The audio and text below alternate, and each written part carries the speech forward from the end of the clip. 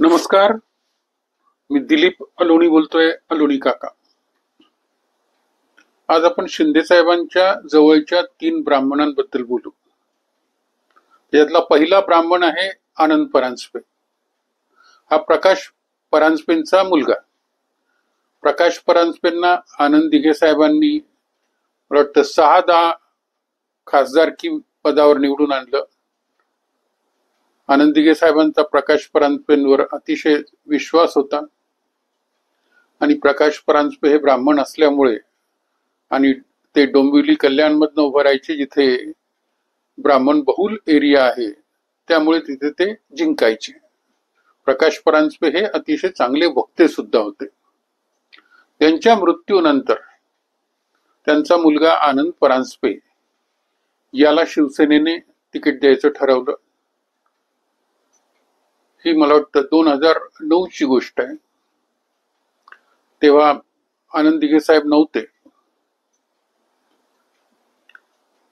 शिंदे साहेबांनी अथक प्रयत्न करून आनंद परांजपेला निवडून आणलं. 2009च्या निवडणुकीच्या आधी ती घटना घडली. ती पोटनिवडणूक होती. त्यानंतर 2009ची निवडणूक झाली. त्यामध्ये पुन्हा शिवसेनेने, शिंदे साहेबांनी बरेच प्रयत्न करून आनंद परांजपेला निवडून आणलं. परंतु ठाण्यातील काही ठराविक नतद्रष्ट लोकांनी आनंद परांजपेंना त्यांच्या जातीमुळे, त्यांच्या स्थूलपणामुळे आणि त्यांच्या मवाळ स्वभावामुळे इतका त्रास दिला की शेवटी ते कंटाळून राष्ट्रवादीत गेले. 2012 मध्ये ते राष्ट्रवादीत गेले. शिंदे साहेबांना तो नक्कीच एक फार मोठा धक्का होता. दुसरा ब्राह्मण ठाण्यातील तो म्हणजे विलास जोशी. विलास जोशी हे आता साधारणपणे मला वाटतं 70च्या आसपास असतील. ते मनोहर जोशींचे पीए होते, त्यामुळे शासकीय कारभार त्यांना चांगला माहिती आहे. त्यांचं लेटरचं ड्राफ्टिंग हे फार चांगलं आहे आणि त्यांना निवडणूक नियम पूर्णपणे माहिती आहेत. त्यामुळे शिंदे साहेबांचं निवडणुकीचं सगळं काम ते बघतात. जसे आता शिवसेनेचे जितके काही उमेदवार आहेत, जे शिवसेना शिंदे गटाकडनं उभे राहतात, त्यांचं पूर्ण त्यांच्यावर सुपरविजन विलास जोशी करतात. आता 70 वर्षाच्या आसपास गेलेला वृद्ध, स्वभावाने शांत, क्षमाशील असेल अशी आपली अपेक्षा आहे. परंतु जर आज शिंदे शिवसेनेमध्ये कुठले सगळ्यात नावडते ब्राह्मण नेते आहेत असा सर्वे केला तर विलास जोशी यांचा नंबर 2रा लागेल. चेहऱ्यावर नेहमीच कुचकट भाव, तोंड उघडलं तर समोरच्याचा अपमान करण्याकरताच ते तोंड उघडलं जाईल. माणसं जोडण्याऐवजी माणसं कशी तोडायची या विषयावर त्यांनी नक्कीच पीएचडी केली असेल. आणि शिंदे साहेबांच्या करता जर कोणी सगळ्यात जास्त नुकसान केलं असेल तर ते या माणसाने. याला आता शिंदे साहेब फारसं विचारत नाहीत, परंतु जुना माणूस म्हणून तो अजूनही त्यांच्या बरोबर आहे. तिसरा ब्राह्मण म्हणजे सचिन जोशी.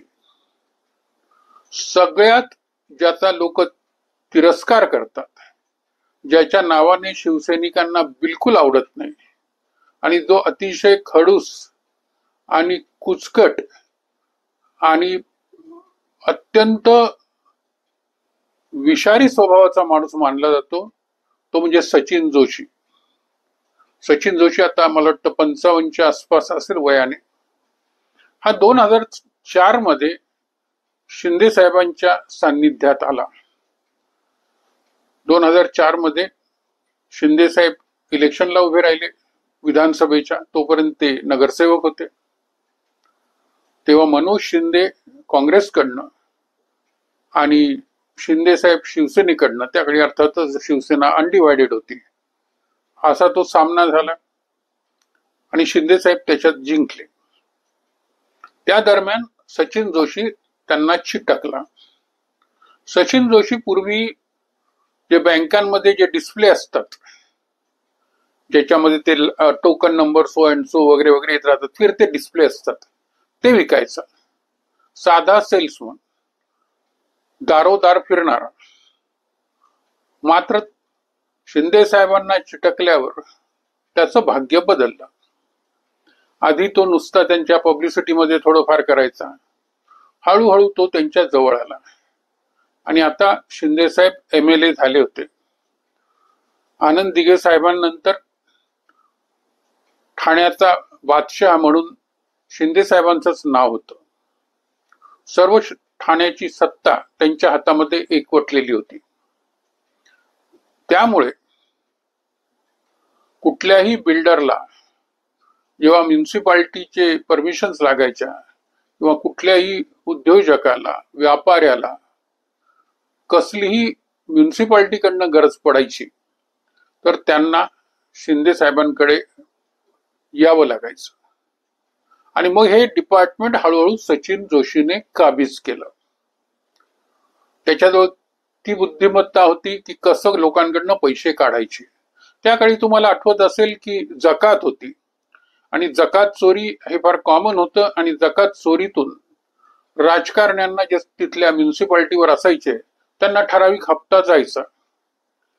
तर या गोष्टीची सचिनने मास्टरी मिळवली आणि बिल्डर, जकात नाका अशा अनेक सूत्रातून त्याने शिंदे साहेबांकडनं करता पैसे आणणं सुरू केलं.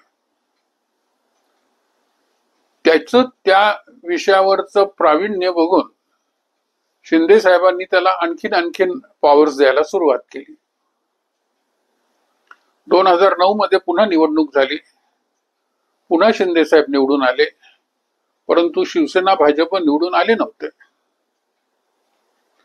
मात्र 2014 मध्ये शिवसेना भाजप निवडून आले आणि नंतर शिंदे साहेबांना मंत्रिपद मिळालं.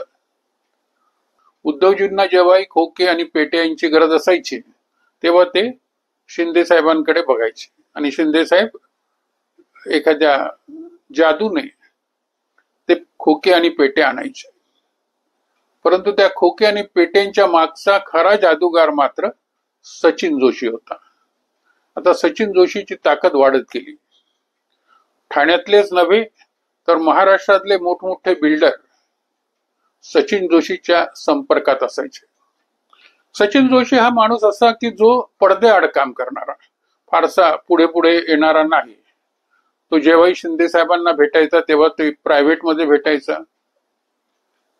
आणि तो मोठमोठ्या बिल्डर्सला घेऊन शिंदे साहेबांकडे जायचा आणि हळूहळू तो जो पहिल्यांदी जो साधा पैशांचा ओढा होता त्याचं नदीमध्ये रूपांतर झालं आणि नदीचं सागरामध्ये रूपांतर झालं. 2019च्या निवडणुकीमध्ये उद्धवजींनी महाविकास आघाडीमध्ये सामील व्हायचं ठरवलं, तरी सुद्धा शिंदे साहेबांची जी पोस्ट होती, त्यांचं मंत्रिपद होतं आणि त्यांचं ऑलमोस्ट नंबर 2चं जे स्थान होतं शिवसेनेमध्ये ते अभेद्य होतं. कारण की उद्धवजी स्वतः काही फारसे ऍक्टिव्ह असलेली व्यक्ती नाहीये.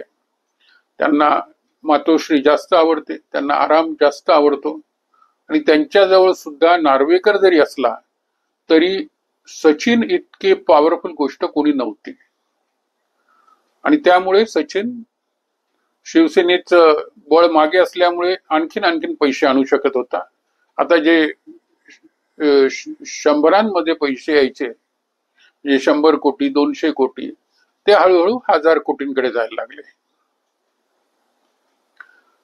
2022 मध्ये शिंदे साहेबांनी शिवसेना फोडायचं ठरवलं. पण त्यामागे जे मुख्य कारण ते आहे ते म्हणजे असं की जरी सचिन आणि शिंदे साहेब ही जोडगोळी महाराष्ट्रातील उद्योजकांकडनं, बिल्डर्सकडनं प्रचंड पैसा गोळा करत होते, तरी त्यांच्यावर भाजपचं लक्ष होतं. त्यांच्या फायली सेंट्रल गव्हर्नमेंटमध्ये बनत होत्या. आणि 2022 मध्ये शिंदे साहेबांना वरतून बोलावून आलं आणि सांगितलं गेलं त्यांना की एक तर तुम्ही शिवसेना फोडा, नाहीतर तुम्हाला आणि या सचिन जोशीला अंदर करू. सचिन जोशीवर ईडीचं वॉरंट निघालं, ही बातमी वर्तमानपत्रांमध्ये आली, सोशल मीडियावर फिरत होती आणि हा काही दिवसांकरता सचिन जोशी गायब सुद्धा झाला होता. शेवटी शिंदे साहेबांनी ठरवलं की शिवसेना फोडणं जास्त चांगलं खडी फोडण्यापेक्षा. त्यामुळे त्यांनी शिवसेना फोडली. 40 आमदार बरोबर घेतले. असं म्हणतात की प्रत्येक आमदाराला 50 कोटी देण्यात आले, म्हणजे जवळजवळ 2000 कोटी. आता त्या 2000 कोटीपैकी शिंदे साहेबांनी किती टाकले आणि भाजपने किती टाकले हे ते त्यांनाच माहिती. मात्र ते 40 आमदार असं सहजपणे गंमत म्हणून किंवा राष्ट्रभक्ती म्हणून किंवा शिंदे भक्ती म्हणून नक्कीच जॉईन होणार नाही. शिंदे साहेब मुख्यमंत्री झाले. आंधळा मागतो एक डोळा आणि देव देतो दोन, अशी स्थिती झाली. आणि आता तर सचिन जोशी हा सर्वे सर्वा झाला. शिवसेनेचे आमदार, खासदार, IAS IPS ऑफिसर सुद्धा सचिनला सलाम ठोकायला लागले. सचिनचा मुक्काम जास्त वेळ वर्षा बंगल्यावरच असायचा आणि विधानसभा निवडणुकीच्या वेळी तर तो 24 तास वर्षा बंगल्यावर असायचा. सर्वच काही पब्लिसिटी आणि इतर मोठमोठे खर्च त्याच्यातर्फेच व्हायचे. म्हणजे सचिन जोशी हा पैसे आणण्याकरता आणि पैसे खर्च करण्याकरता सुद्धा इन्चार्ज झाला.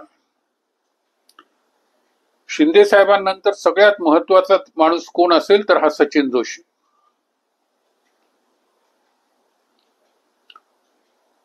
आत्ताच 2024च्या निवडणुकीनंतर शिंदे साहेबांचं मुख्यमंत्रीपद गेलं आणि त्याच वेळी असं म्हणतात की शिंदे साहेबांजवळ असलेले बरेच काही पैसे वरील सत्तांनी त्यांच्याकडनं काढून घेतलेत. त्यामुळेच ते बरेच काही अपसेट होते, नाराज होते, हिरमुसलेले होते. आता हे सगळं काही भाजपला माहिती आहे. हा जो प्रचंड भ्रष्टाचार झाला आहे, माझा अंदाज आहे कमीत कमी 20,000 कोटी रुपयांचा भ्रष्टाचार झाला आहे. आणि त्यामध्ये मुख्य प्लेयर म्हणजे सचिन जोशी हा आहे. भाजपने त्याला अंदर करायला पाहिजे आणि त्याच्याकडनं सगळ्या डिटेल्स काढल्या पाहिजे. जसा जादूगाराचा प्राण पोपटात असतो तसा शिंदे साहेबांचा प्राण सचिन जोशी मध्ये आहे. परंतु भाजपने जर ठरवलं की आपल्याला सर्व तऱ्हेचे भ्रष्ट लोक चालतात तर आपल्याला काही बोलता नाही येणार. पण महाराष्ट्राला लुटणारे जे नेते आहेत त्यांचं पोलखोल जोपर्यंत होत नाही, त्यांना जोपर्यंत शिक्षा होत नाही, त्यांच्या चमच्यांना आणि त्यांच्या मागे असलेल्या बुद्धिमत्तेला जोपर्यंत शिक्षा होत नाही तोपर्यंत महाराष्ट्राला लुटलंच जाईल आणि महाराष्ट्रातील मतदार नेहमीच आपला विश्वासघात झाला असं मानत राहील. आज मला वाटतं हे सचिन पुराण पुरे. धन्यवाद.